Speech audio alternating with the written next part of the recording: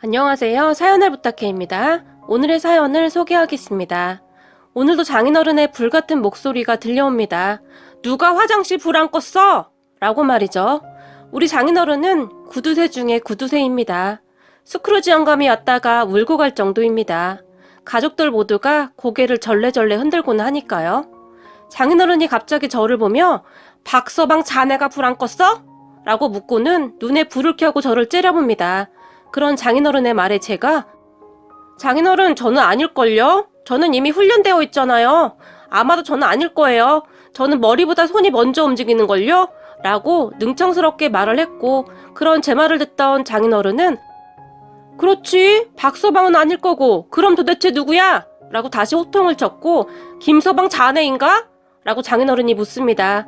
그 말에 동서가 잔뜩 긴장을 했는데요. 그게 아마도 저인 것 같습니다. 라고 말을 하며 머리를 긁적긁적입니다. 그런 동서를 보며 장인어른이 자네는 다시 경고일세 알겠나? 라고 소리를 질렀고 동서는 그런 장인어른의 기세에 기가 눌렸던지 그저 네 죄송합니다 라고 말을 해버립니다. 우리 장인어른은 그런 사람입니다. 어떠한 낭비도 허락하지 않는 분이죠. 저야 뭐 적응이 되었다지만 동서가 아직 적응이 안 된 모양입니다. 얼굴에 불만이 가득한 표정이네요. 저는 부모님이 교통사고로 일찍 돌아가셨습니다. 부모님이 돌아가시면서 보험금을 조금 남긴 것으로 알고 있는데 친척들이 그 돈을 다 빼돌렸고요. 그때 당시 저는 어렸기 때문에 딱히 뭘 할 수가 없었는데요. 다만 머릿속에 기억나는 장면이 하나가 있네요. 부모님이 돌아가시고 병원 장례식장에서 친가 가족들과 외가 가족들이 멱살을 잡고 싸움을 하던 장면이었어요.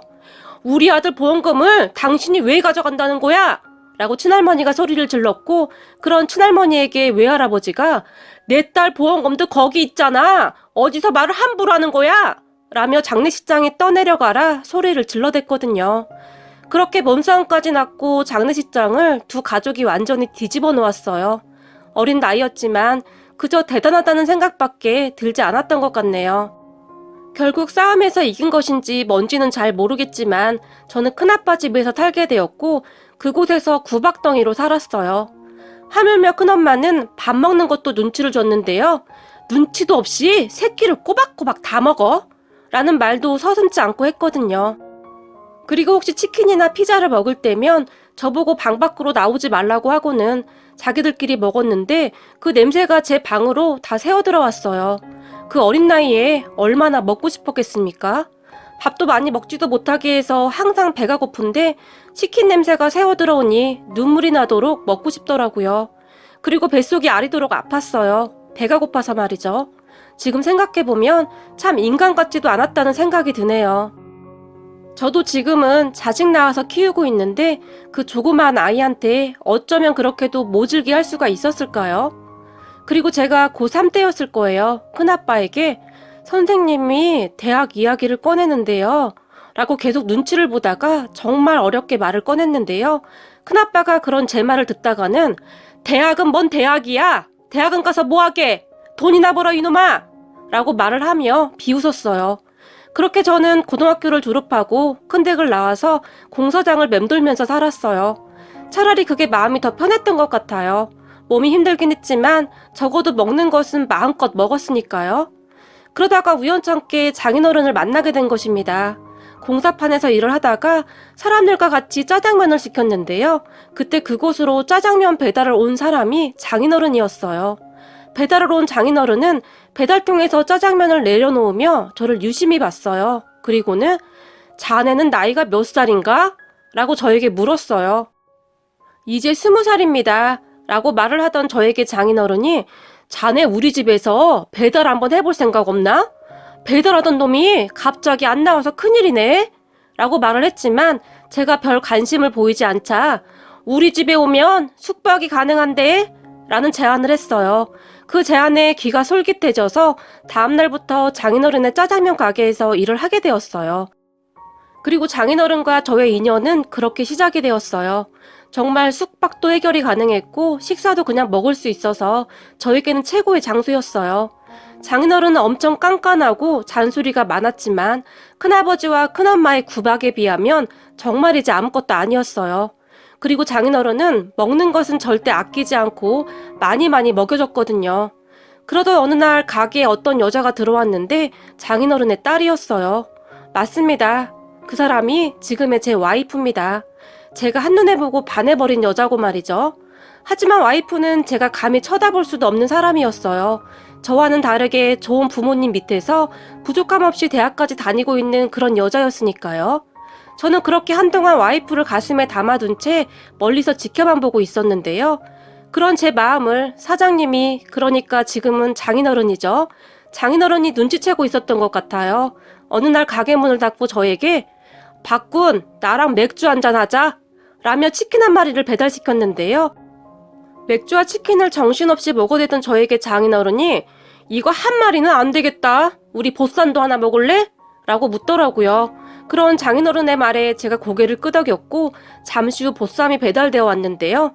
보쌈을 맛있게 먹던 장인어른이 갑자기 박군 부모님은 어떻게 된 건가?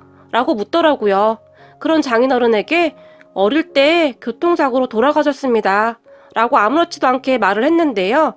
그럼 그동안 박군이 고생이 많았겠구나 라고 묻더니 그런데 참 잘 컸다 라고 말을 하면서 제 등을 쓰다듬어 주셨어요. 장인어른의 말을 들으며 입안 가득 보쌈을 넣고 우적우적 먹고 있었는데요.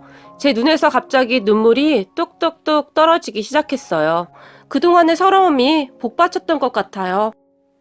그런 제 모습을 보며 장인어른이 어이구 이놈아, 입에 있는 거나 다 먹고 울던지, 어이구 콧물에 눈물에 내가 아주 더러워서 못 보겠다 라고 말을 하면서 화장지를 가지고 오더니 제 눈물과 콧물을 직접 닦아줬어요. 무뚝뚝한 것 같았지만 어딘지 모르게 사람의 마음을 정확히 아는 분이라고 해야 할까요? 제가 어떠한 것에 상처를 받고 있고 힘들어하고 있는 것인지 한 번에 알아봐 주셨어요. 생각해보세요. 고아라고 하면 다들 삐뚤어진 시선으로 바라보기가 일쑤였거든요. 그런데 그런 저를 보며 잘 컸다니요? 저에게 그런 따뜻한 말을 해준 분은 장인어른이 처음이었던 것 같습니다. 제가 그때까지 가장 많이 들었던 말이 고아가 그럼 그렇지 라는 말이었거든요. 그런 장인어른의 말을 들으며 눈물 콧물을 다 빼면서 목이 메어 있었는데요. 장인어른이 그런 저를 보며 박군, 너 우리 은지 좋아하냐? 라고 묻더라고요. 그 말에 제가 깜짝 놀라서 아닙니다 사장님, 제가 감히 어떻게 사장님 따님을 이라고 말을 했는데 그런 제 말을 듣던 장인어른이 아니 네가 어디가 어때서 이 녀석아 남자가 배포가 커야지 라고 말을 하면서 제 등짝을 힘껏 내리쳤어요. 그러더니 저에게 박구나 너 학교 다닐 때 공부 잘했지? 라고 한마디를 더 물었어요. 그런 장인어른의 얼굴을 제가 그저 멍이 바라봤는데요. 내가 이래봬도 사람 보는 눈이 조금 있어. 사람 얼굴 보면 딱 보여. 근데 박군 너는 공부를 해서 먹고 살 팔자야. 너 공부하는 거 좋아하지? 공부 더 하고 싶었지? 라고 묻더라고요. 그런 장인어른의 말에 문득 생각이 났어요. 저는 수학이 참 좋았어요. 참 신기한 것이 복잡한 문제일수록 끝까지 파고들어서 풀어나가는 것이 그렇게 재미가 있을 수가 없었어요. 그래서 그랬는지 성적이 나쁘지는 않았던 것 같네요. 다만 같은 반 친구들이 시험을 보고 나면 고아 주제에 어떻게 나보다 성적이 더 좋아? 너 컨닝했지? 라고 괴롭혀서 오히려 알면서도 틀린 적도 있었어요. 부잣집 애들보다 성적이 잘 나오면 선생님조차도 저를 의심하기도 했거든요. 그리고 집에서 공부를 하기 위해 불을 켜놓고 있으면 큰엄마가 너 가르칠 돈 없다? 공부는 무슨 공부야? 잠이나 자! 전기세 아까우니까! 라는 말을 항상 했기 때문에 저는 공부를 해야 한다는 생각을 못했어요. 그런 장인어른의 말에 제가 수학 문제를 풀 때는 시간 가는 줄 모르고 풀긴 했어요. 그런데 공부를 썩 잘하지는 못했어요. 라고 씩 하고 웃었는데요. 장인어른이 저에게 봤구나. 사람은 배워야 하는 거다. 그래야 살면서 무시 안 당하는 거야. 알겠냐? 앞으로 배달일 줄여줄 테니까 학원 다녀라. 나머지 시간은 내가 알아서 배달하마. 라고 말을 했어요. 그리고 혹시 모르는 문제가 있으면 은지한테 물어보고 내가 이야기해놓마. 알겠냐? 라고 말을 하며 저를 바라봤어요. 저는 그때까지도 잘 이해가 되지 않아서 그저 장인어른만 바라보고 있었는데요. 장인어른이 그런 제 등짝을 내려치더니 알겠냐고 이놈아! 라고 말을 했어요. 그리고는 힘들 거야. 일하면서 공부하는 것이 어디 보통 일이겠냐? 그런데 해야 한다. 너는 꼭 해내야 한다. 그래야 사람들이 너를 고아라고 함부로 하지 않는 거다. 라고 말을 했는데 그때 당시 장인어른의 눈에는 아련함 같은 것이 가득했던 것 같습니다. 그리고 며칠 뒤부터 저는 일이 일찍 끝나면 학원을 다녔는데요. 장인어른의 말대로 정말 많이 힘이 들었어요. 늦게까지 공부를 하다가 코피를 쏟은 것이 한두 번이 아니었던 것 같아요. 그렇게 제가 삐쩍삐쩍 말라가자 어느 날 장인어른이 봤구나, 오늘은 나랑 어디 좀 가자 라고 말을 하더니 한의원에 데려갔는데요. 우리 애가 요즘 몸이 많이 피곤해서 그러는데 제일로 좀 보약 한 잔만 해주소 라고 말을 했어요. 그런 장인어른을 제가 놀란 눈으로 바라봤는데요. 장인어른이 제 눈을 애써 피해버리며 요즘 코피도 많이 썼고 애가 꼴이 영 말이 아니네요 라고 한의사를 보며 말을 했어요. 그렇게 한약을 주문해놓고 나오는데 장인어른이 저를 보며 걱정 마 이놈아, 네 월급에서 깔 거니까 라고 말을 하더니 저를 데리고 꽤 비싼 소고기집으로 들어갔어요. 그리고는 오늘은 둘이 몸보신 좀 한번 해보자 라고 말을 하고는 소고기를 굽기 시작했는데요. 제가 생각했던 것보다 훨씬 많은 양의 소고기를 시켰는데 저는 계속 먹기만 했고 장인어른은 계속 굽기만 했어요. 맨날 눈칫밥만 먹고 자랐었는데 장인어른은 고기 한 점 제대로 먹지도 않고 고기를 굽기 바쁘게 많이 먹어라, 많이 먹어야 힘을 내서 공부를 하지, 얼른 더 먹어, 여기 고기 아주 많다 라고 말을 하며 제 그릇에 고기를 쌓아두기 바빴어요. 세상에 태어나서 처음 느껴보는 사랑이었다고 해야 할까요? 우리 장인어른은 그런 분이었어요. 엄청 잔소리가 심하고 무섭게 말을 했지만 사실은 가슴이 참 따뜻한 그런 분이었어요. 저는 그렇게 꽤 괜찮은 대학에 합격을 했고 공부를 하면서도 열심히 짜장면 배달도 해서 돈도 벌었는데요. 하지만 다들 아시다시피 등록금이 한두 푼 하는 것도 아니고 저 혼자 힘으로는 부족한 부분이 있었는데요. 그런 부족한 부분은 장인어른이 아낌없이 도와줬어요. 평소에는 그토록 짠돌이인 장인어른이었지만 어렵게 말을 꺼낸 저에게 항상 한치의 망설임도 없이 도움을 주셨어요. 그리고는 항상 어떻게든 성공해라, 알겠냐? 너는 큰 물에서 놀놈이야 이놈아. 내가 얼굴을 딱 보면 알아. 한눈에 알아봤어 라고 큰 소리로 말을 해주었어요. 장인어른의 그 한마디 한마디는 저에게 뭐라 설명할 수도 없는 큰 힘이 되어주었고 그동안 자존감이 많이 낮았던 제가 점점 변해갔어요. 그렇게 저는 대학에 가서도 이를 악물고 공부를 했어요. 왜냐하면 저는 크게 될 사람이라고 했거든요. 그 한마디를 굳게 믿고는 정말 죽어라 열심히 했던 것 같아요. 그러다 어느 날 군입대를 하게 되었는데 군입대를 하고 나서도 장인어른은 면회를 자주 와줬어요. 아무도 찾아올 사람이 없다는 것을 알고 있었기에 시간이 날 때마다 찾아와 주려고 노력을 했었던 것 같아요. 그 마음을 제가 어찌 모르겠습니까? 그리고 우리 와이프를 꼭 데리고 왔는데요. 제가 대학에 가고 완전히 다른 모습으로 변하자 와이프와도 조금씩 가까워져 가고 있었거든요. 단 한 번도 느껴보지 못했던 그런 행복한 생활이었어요.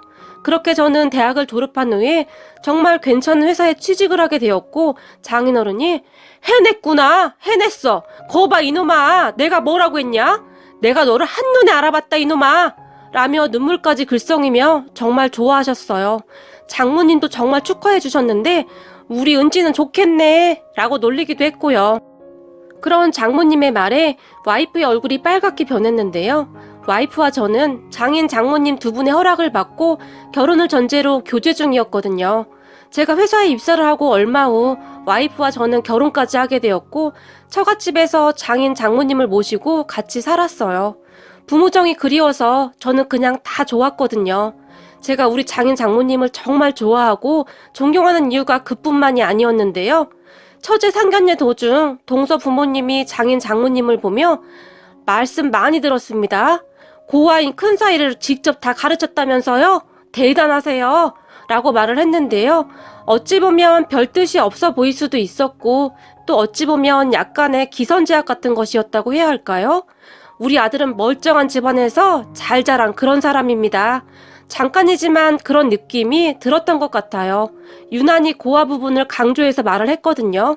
그런데 식사를 하던 장인어른이 갑자기 젓가락을 탁 하고 내려놓더니 고아가 아니라 제 사이지요.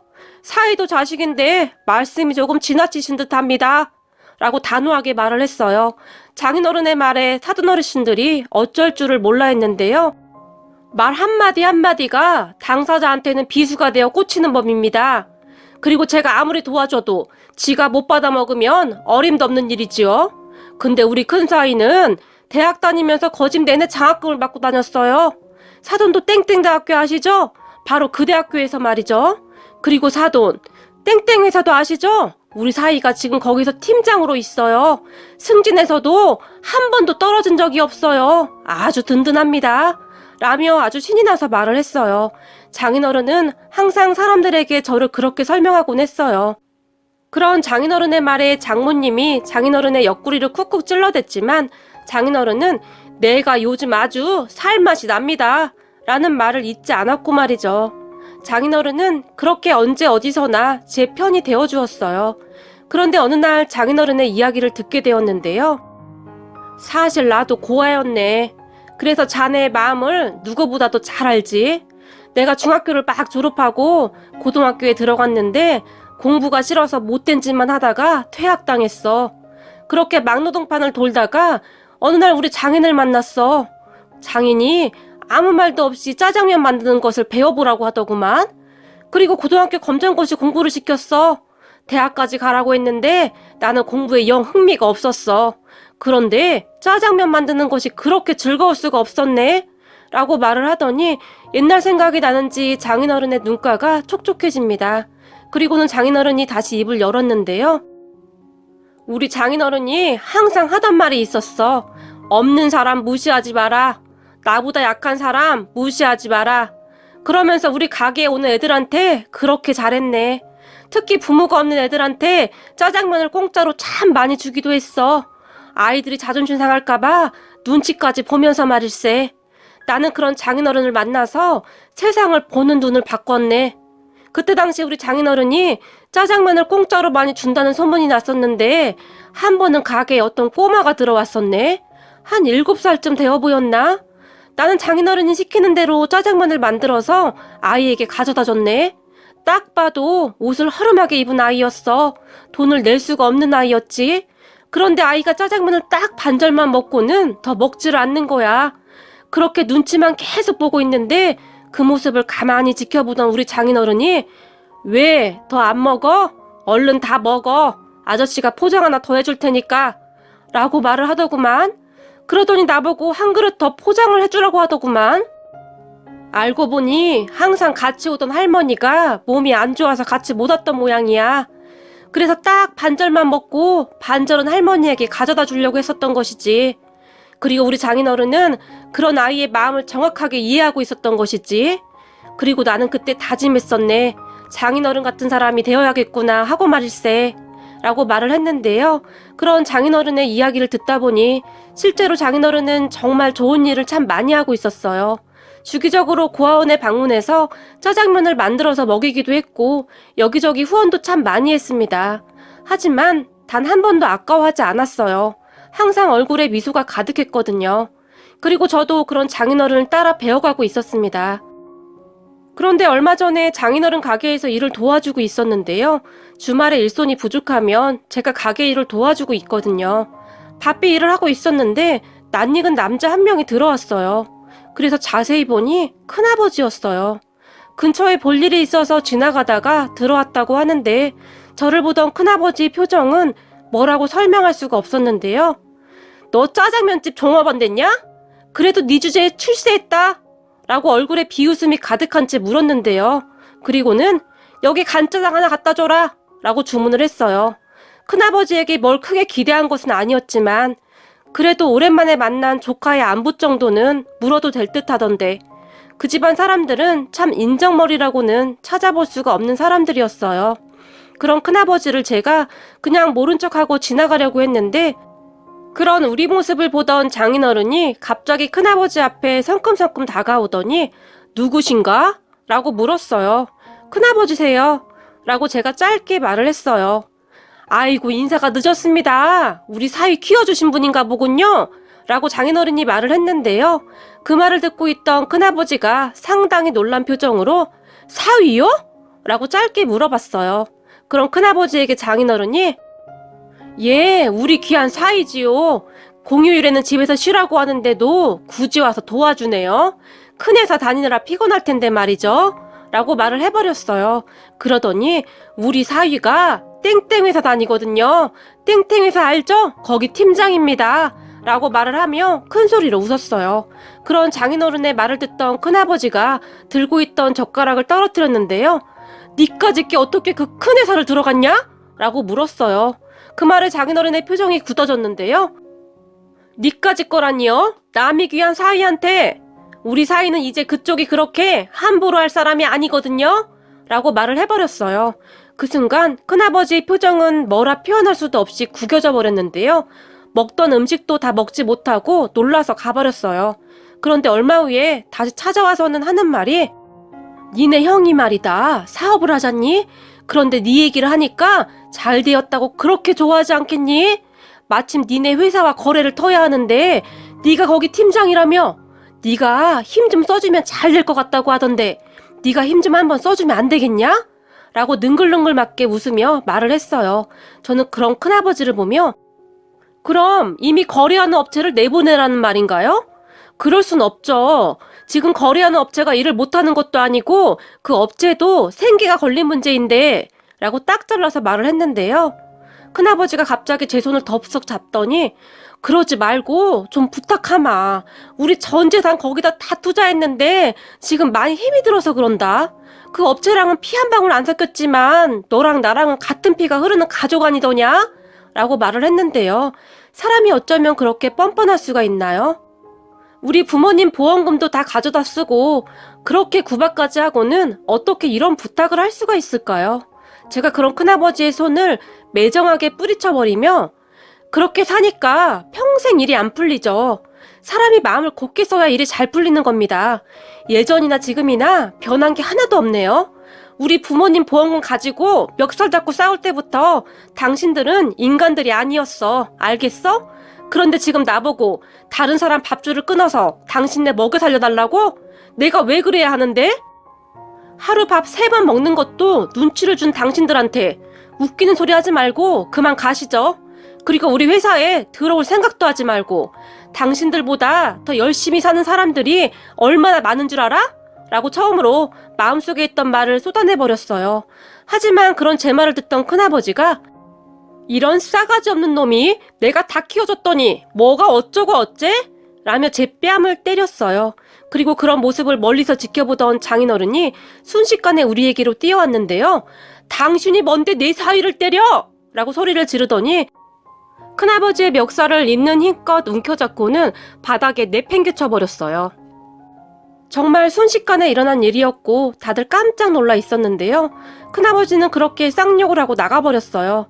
그리고 장인어른이 저를 보며 아주 잘했다. 아주 잘했어.